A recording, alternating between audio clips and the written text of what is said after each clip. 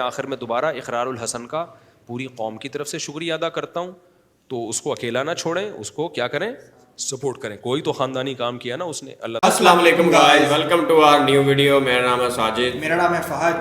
تو آج کی اس ویڈیو میں ہم یہ سمجھیں گے کہ ایک آپ کو پتہ ہے کہ پھونکوں والی سرکار ہے, جبکہ آپ جانتے ہیں کہ اسلام کے اندر پیری مریدی کا سسٹم نہیں ہے. یہ ایک جعلی پیر ہے, مطلب جعلی پیر ہے. بالکل, ایک تو ہوتے ہیں اللہ کے ولی اللہ, بالکل, لیکن یہ جعلی پیر ہم دکھائیں گے آپ کو, جو کہ اقرار الحسن شاید ان کا نام ہے. بالکل, انہوں نے پکڑا ہے اس کو اور انہوں نے اتنی اس کی چمڑی ادھیڑی, مطلب کہ بےزتی کر کر کے انہوں نے ایکسپوزڈ کیا, اور وہ بھی فیس ٹو فیس ایکسپوزڈ کیا ہے. آپ کو پتہ ہے کہ کچھ ایسے ہیں جو کہ فیک طریقے سے, یہ زیادہ تر ہمارے ہاں جو لبرل لوگ ہوتے ہیں وہ ان کو سپورٹ کرتے ہیں, ان کو پروموٹ کرتے ہیں, جبکہ ایسے نہیں ہونا چاہیے. ان کو پروموٹ بالکل نہیں کرنا چاہیے. زیادہ تر جو وومن ہوتی ہیں, عورتیں ہوتی ہیں, ان کے پاس جاتی ہیں اور ایک وہم کی بنیاد پر ان کے پاس جاتی ہیں, اور مطلب کہ اپنا گمراہ جو کر دیتے ہیں آگے سے, وہ گمراہی کی طرف ہی جاتے ہیں. اتنا اس سے کوئی فائدہ نہیں ہوتا. حقیقی فائدہ جو ہوتا ہے وہ آپ کو نماز سے ملتا ہے. آج ہم آپ ویڈیو دکھانے والے ہیں مفتی صاحب کی, مفتی طارق مسعود صاحب, جو کہ کافی اچھے بیانات کرتے ہیں. بالکل, وہ انہوں نے اس معاملے کو پورے کو ایکسپلین کیا اور کافی اچھے ہیں کہ وہ کیا کہتے ہیں ان کے بارے میں. تو پہلے ہم ویڈیو دیکھتے ہیں, اس کے بعد کرتے ہیں بات. Let's go. یہ جو پھونکوں والی سرکار ہے, شف تو انہوں نے بڑا لوگوں کو الو بنایا ہوا ہے. بہت بڑا کراؤڈ سرکار کے گرد جمع ہو گیا ہے. پھونکوں سے لنگڑے ٹھیک ہو رہے ہیں, آنکھوں سے پتہ نہیں کیا کیا نکال رہے ہیں.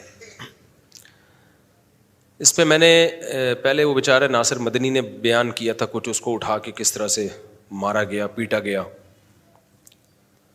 تو میں نے بھی جب بیان کیا, میں نے کہا بھائی اتنی پھونکے اگر آپ کے پاس ہیں تو آغا خان ہاسپٹل میں ایک سلنڈر بھروا دو, تو جو بھی معذور لوگ ہوں گے ان پہ اسپرے کر دیا کرو, ٹھیک ہو جائیں گے.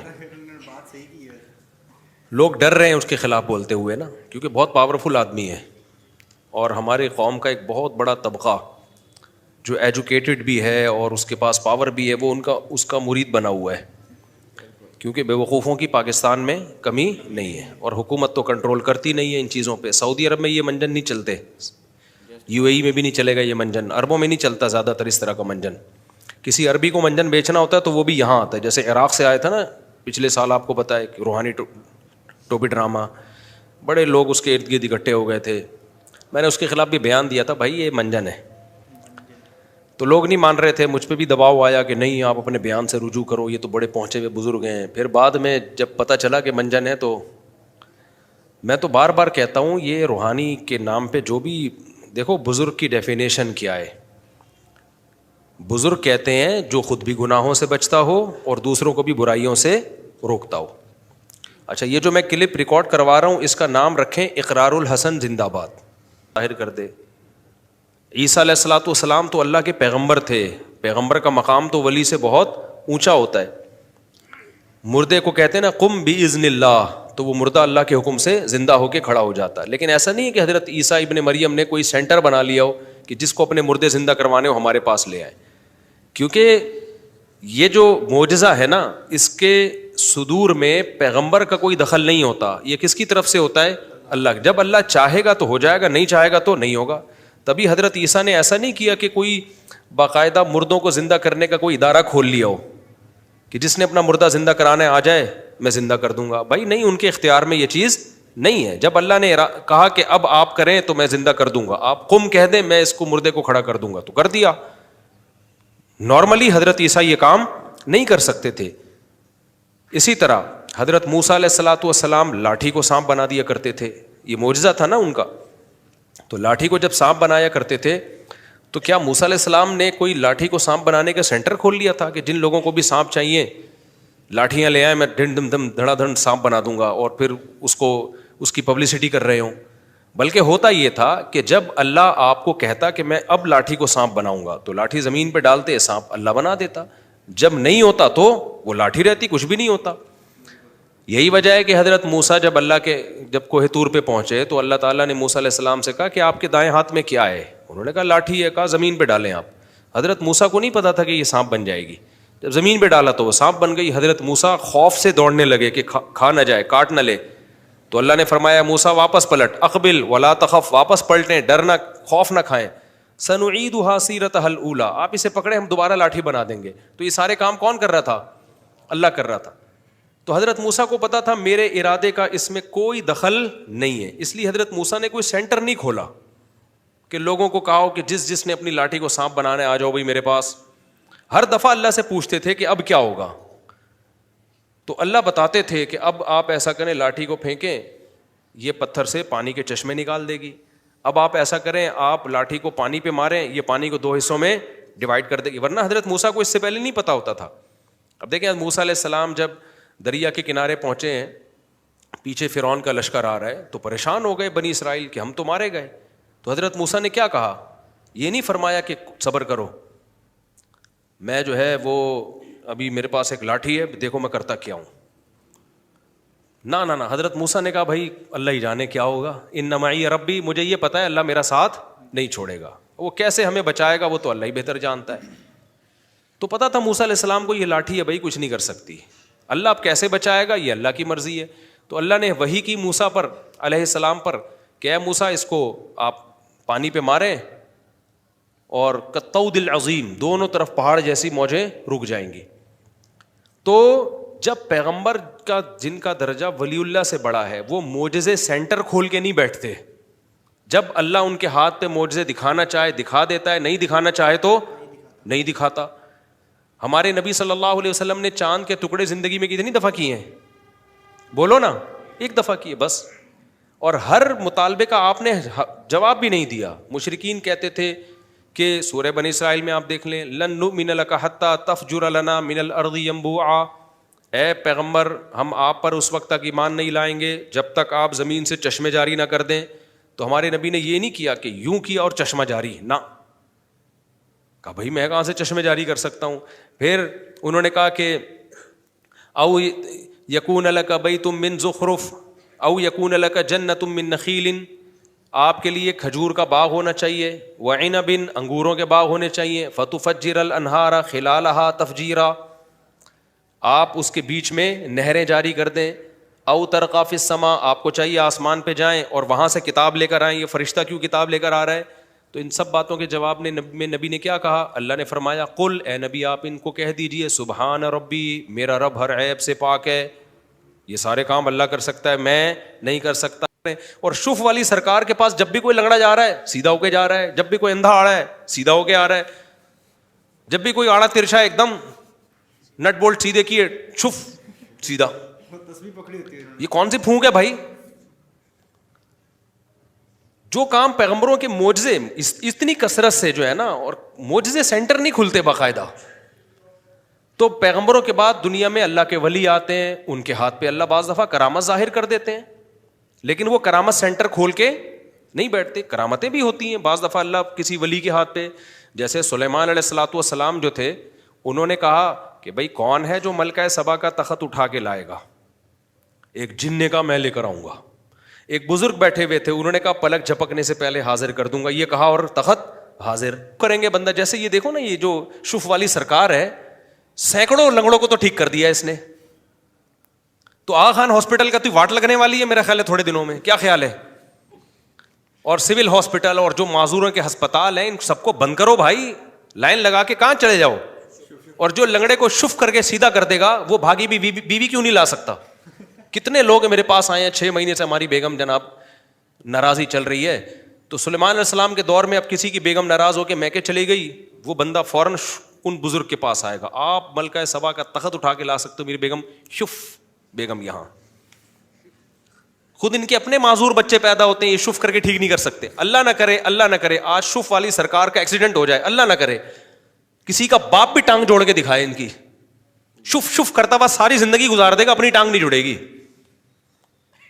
تو کیا ہو گیا عقل کے ان اندھوں کو؟ میں سمجھا پا رہا ہوں، میں کرامتوں کا منکر نہیں ہوں. کچھ لوگوں نے بابوں کی کرامتوں میں مبالغہ کیا ہے، جو کرامتیں صحیح سند سے ثابت ہیں ان کا بھی انکار کیا، یہ بھی غلو ہے. کرامت کا صدور اہل اللہ سے ہوتا ہے، ہم نے اپنی آنکھوں سے دیکھا ہے، لیکن کرامت سینٹر کھول کے نہیں بیٹھ جاتے، اور وہ اپنی کرامتوں کی نمائش بھی نہیں کرتے ہیں. سمجھتے ہو کہ نہیں سمجھتے؟ ان کی داڑھی بھی نہیں ہے. آپ گیٹ اپ دیکھ لیں، جو رنگ برنگی گیٹ اپ ہے جو فنکاروں اداکاروں والا گیٹ اپ ہوتا ہے, وہ جو ایکٹروں پہ سجتا ہے, علماء پہ یہ گیٹ اپ سجتا ہے. اگر میں یہاں رنگ برنگی نیلی پیلی بتیاں لگا کے آ جاؤں, آپ بولو گے مفتی صاحب کسی شوٹنگ میں جا رہے ہو یا جمعے کا بیان کرنے آ رہے ہو؟ تو ولی اللہ والا نہ گیٹ اپ ہے نہ چہرے پہ ہر وقت ناموس رسالت, ختم نبوت, ناموس رسالت کے نعرے لگاتے ہو. یار تم پیغمبر سے اتنی محبت نہیں ہے کہ پیغمبر نے حکم دیا داڑھی بڑھانے کا, وہ تو تم سے بڑھ نہیں رہی ہے. ہم نہیں کہہ رہے جس کی داڑھی نہیں ہے ہم اس کو برا سمجھتے, ہم سے اچھا ہی ہوگا, لیکن کم از کم وہ دعویٰ تو نہیں کرتا نا بڑے بڑے. میری اگر داڑھی نہیں ہوگی تو میں کم از کم ممبر پہ بیٹھ کے بڑے بڑے دعوے تو نہیں کروں گا نا کہ بھائی میرا تو گیٹ اپ بتا رہا ہے کہ میں سنت کا دشمن ہوں. تو یہاں تو گیٹ اپ بتا رہا ہے کہ آپ کو سنت سے محبت نہیں ہے اور آپ دعوے کر رہے ہو. وہ کہہ سکتا ہے کہ میں تو دعوے نہیں کر رہا. بھائی آپ عمل سے دعوے کر رہے ہو, زبان سے بعض دعوے نہیں کیے جاتے اور کہتے ہو ناموس رسالت کے برکت سے ہے یہ تحفظ. آپ نے کون سا تحفظ ختم نبوت کے لیے کوئی بڑا کام کر لیا؟ وہ تو کبھی نہیں انہوں نے کوئی پھونک لگا کے کسی بندے کو ٹھیک کرنے کی کوشش کی. تو اب مسئلہ یہ ہے کہ ہماری گورنمنٹ کو چاہیے تھا, ہمارے جو با اختیار ادارے ہیں ان کو چاہیے تھا کہ یار ایک آدمی کھلے عام لوگوں کو الو بنا رہا ہے اور بیچاری عوام تو بیوقوف ہوتی ہے. وہ تو ویڈیو دیکھ دیکھ کے کہ لنگڑا تھا شف کیا ہے صحیح چلنا شروع ہو گیا, وہ بیوقوف بن رہی ہے. تو یہ کس کی ذمہ داری تھی اصل میں؟ یہ حکومت کی ذمہ داری ہے. جیسے سعودی عرب میں یہ شف والی سرکار ذرا ایک پھونک تو لگائے نا, ایسے لوگوں کی فوراً سعودی گورنمنٹ 2 منٹ میں ساری پھونکیں نکال دی. یہ روحانیت کے نام پہ جتنے منجن انڈیا, پاکستان اور بنگلہ دیش میں بکتے ہیں پوری دنیا میں کہیں نہیں بکتے. یہ جن چڑیل بھوت بھگانے والے بھی سارے آپ کو یہیں ملیں گے, سعودیہ میں نہیں ملیں گے. اگر سعودیہ میں ہے تو یہاں سے بندہ گیا ہوا ان کو خراب کر رہا ہوگا جا کے, وہاں کا نہیں ہے. تو اس لیے یہ سب سے پہلی ذمہ داری کس کی ہے؟ گورنمنٹ کی ذمہ داری ہے کہ ان کو بھی اور ان جیسے جتنے لوگ ہیں ان کو کنٹرول کرے. یہ جو کھول کے بیٹھے ہوئے ہیں نا سنگ دل محبوب آپ کے قدموں میں, اور یہ جو کتنے نعرے لگے ہوئے ہیں اور پتہ نہیں کیا کیا گند لوگوں کو جادو کے نام پہ پلا رہے ہوتے ہیں, گندے خون اور اوٹ پٹانگ عملیات فلیتے اور پلیتے, ان سب کو گورنمنٹ پر لازم ہے کنٹرول کرے, ان کے دھندوں کو ختم کرے. ہاں دم کرنا رقیہ شریعت سے ثابت ہے. کل میرے پاس ایک آدمی آیا بیچارے پہ جن تھا, تو واقعی لگ رہا تھا کہ اس پہ, تو میں نے اس کو کہا, میں نے کہا کہتے میں کیا کروں, میں نے کہا بھائی آپ, میں نے بھی اس پہ دم کر دیا, میں نے کہا آپ جاؤ اپنے محلے کے امام سے جو بھی نیک آدمی ہو ان سے دم کروا لو, بس اس سے آگے بڑھنے کی کوشش, ٹھیک ہو جاؤ ٹھیک ہے, نہیں ہو تو صبر کرو. اس سے آگے لمٹ کو کراس کیا نا, وہ کسی سرکار کے پاس چلے گئے آپ یا عامل کے پاس چلے گئے. میں نے کہا وقتی فائدہ ہوگا, اس کی گارنٹی دے رہا ہوں, لیکن اس سے بڑی مصیبت میں پھنسو گے اور پھنستے چلے جاؤ گے ان تعویذ گنڈوں میں. اور یہ جو اس قسم کی جو فلیتے, اور اصل میں تو لفظ ہے فتیلہ, دھاگے کو بولتے ہیں یہ لوگ, دھاگے واگے بھی پڑھتے ہیں نا, تو لفظ ہے فتیل. تو ہمارے حضرت اس کو بگاڑ کے پڑھتے تھے فلیتا. لوگ چونکہ لوگوں کو اردو صحیح نہیں آتی, عربی کا لفظ ہے یہ, تو فتیل کو لوگ فلیتا بول دیتے ہیں. تو حضرت نے اس کا نام رکھا تھا پلیتا. حضرت فرمایا کچھ پبلک نے بگاڑا ہے, کچھ ہم اس کو بگاڑ دیتے ہیں تاکہ اس کی عظمت لوگوں کے دلوں سے نکلے. تو خیر میں آخر میں دوبارہ اقرار الحسن کا پوری قوم کی طرف سے شکریہ ادا کرتا ہوں. تو اس کو اکیلا نہ چھوڑیں, اس کو کیا کریں, سپورٹ کریں. کوئی تو خاندانی کام کیا نا اس نے, اللہ تعالیٰ اقرار الحسن کو اس کا بہترین بدلہ عطا فرمائے, اور جن علماء نے بھی اس کا ساتھ دیا ہے اللہ تعالیٰ. تو گائز جیسا کہ آپ نے دیکھا پوری ویڈیوز کا ٹاپک صرف یہی تھا کہ 2 نمبر کرپٹ بندوں سے بچا جائے, وومن بھی بچے اور مرد بھی بچے. پڑھے لکھے حضرات بھی اس کی طرف مائل ہو رہے ہیں اس کی ویڈیوز دیکھ کے, اور اس کے جو مطلب کہ یہ کارنامے ریئل میں نہیں ہے, بیسیکلی ہے ہی نہیں ہے. یہ انہوں نے کیا کیا ہوا ہے کہ اپنے آپ سے کوئی بندے لے آتے ہیں, مطلب اپنے ہی بندے, ہاں ویڈیو شوٹ کو بتا دیتے ہیں کہ ایسے ایسے کرنا ہے, ایسے ایسے نہیں کرنا. تو بھائی بس یہ جس طرح سے ایک فلم اور ایک ڈرامہ سکرپٹڈ ہوتا ہے, اسی طرح سے یہ بھی ایک سکرپٹڈ ویڈیوز بنائی جاتی ہیں, حقیقت میں ایسا نہیں ہوتا. اور اقرار الحسن صاحب نے جو ان کی وارڈ لگائی ہے نا یار, مزہ آ گیا بھائی, انہوں نے دل سے سپورٹ ہے ان کو, دل سے. بالکل انہوں نے اچھے طریقے سے ان کو روسٹ کیا اور فیس ٹو فیس روسٹ کیا. یہ بھی اچھا, ایسے لوگوں کو گورنمنٹ کو اٹھانا چاہیے, لیکن بدقسمتی یہ کہ ہماری گورنمنٹ بالکل بھی بیکار ہے بھائی, وہ کوئی سپورٹ نہیں کرتی. یہ کام اس طرح چلتا رہے گا جب تک گورنمنٹ ایکشن نہیں لے گی. ادھر سے پاکستان میں واحد ہے کہ گورنمنٹ آتی ہی نہیں ہے. بالکل گورنمنٹ کے اندر ایسے ہی بڑے پرابلم ہے, وہ خود کو سنبھال نہیں پا رہے, تو ایسے کاموں کو کیا سنبھالیں گے. تو اسی لیے ایسے کرپٹ بندوں سے، پیروں سے جو کہ فراڈ لگاتے ہیں، ان سے بچیں، اپنی تحفظ کریں اور دین کی طرف آئیں۔ مفتی صاحب کی ویڈیو بہت ہی کمال کی لگی اور ان کے چینل پر آپ جا سکتے ہیں، وزٹ کریں، اور بھی ایسی ویڈیوز آپ کو ملیں گی۔ تو آئی ہوپ کہ آپ کو ویڈیو اچھی لگی ہوگی، اور اگر ویڈیو اچھی لگی تو ویڈیو کو لائک کرو اینڈ ہمارے چینل کو سبسکرائب کرو، کیونکہ بہت سے لوگ ہیں جو کہ ہمارے چینل کو سبسکرائب نہیں کر رہے۔ بالکل ریکویسٹ ہے کہ یار ہمارے چینل کو سبسکرائب کر دو۔ تو پھر ملتے ہیں نیکسٹ ویڈیو میں، تب تک کے لیے اللہ حافظ۔